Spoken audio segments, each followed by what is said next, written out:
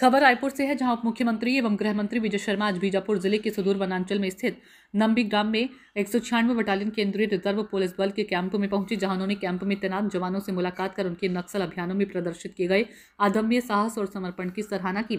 उन्होंने नक्सल मोर्चे पर उनकी वीरता के साथ ग्राम के विकास हेतु संवेदनशीलता पूर्वक किए गए कार्यों एवं क्षेत्र की शांति के लिए ग्रामीणों में विश्वास बढ़ाने के प्रयासों की सराहना की। शर्मा ने जवानों के साथ बात कर उनके मनोबल को बढ़ाया तथा अभियान के दौरान आने वाली चुनौतियों की जानकारी भी ली। उन्होंने कहा कि राज्य में स्थायी शांति स्थापना एवं विकास के लिए सुरक्षा बलों के योगदान को अत्यंत महत्वपूर्ण है। उन्होंने कहा कि हमारे जवानों ने न केवल नक्सल हिंसा रोकने में उल्लेखनीय कार्य किया, अपितु लोगों में शासन प्रशासन के प्रति विश्वास जगाने का भी कार्य कर रहे हैं, जिससे क्षेत्र में स्थायी शांति का मार्ग प्रशस्त हुआ है। शासन द्वारा मुख्यमंत्री विष्णुदेव साई के मार्गदर्शन में बनी संवेदनशील पुनर्वास नीति से अब भटके युवा मुख्य धारा में लौट रहे हैं, जिसमें हमारे सशस्त्र बलों का योगदान भी सराहनीय है। विनोद खेदुले की रिपोर्ट।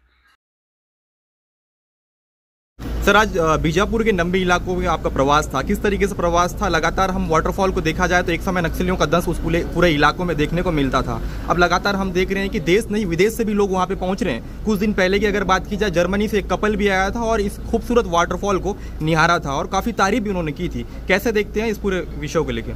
तारीफ तो जितनी उन्होंने की होगी वो कम ही होगी, वो इतना अधिक सुंदर है। नंबे वाटरफॉल और उसके आसपास में देखता हूँ कि बारिश के समय अनेक और वाटरफॉल यहाँ पर उत्पन्न होते हैं और ये लगातार ही चलता है। ये क्षेत्र पहले पूरी तरीके से नक्सलवाद से ग्रसित था, लाल आतंक से पीड़ित था, परंतु आज इसके सौंदर्य को दुनिया निखार रही है, इसके सौंदर्य को दुनिया इसकी प्रशंसा कर रही है। हमारे बस्तर की उन्नति, हमारा बस्तर किस तरीके से पूरी दुनिया के पटल पर आ रहा है, ये प्रशंसा का विषय है और यह तभी संभव हो सका है जब बस्तर की जनता ने लाल आतंक को समाप्त करना सुनिश्चित किया।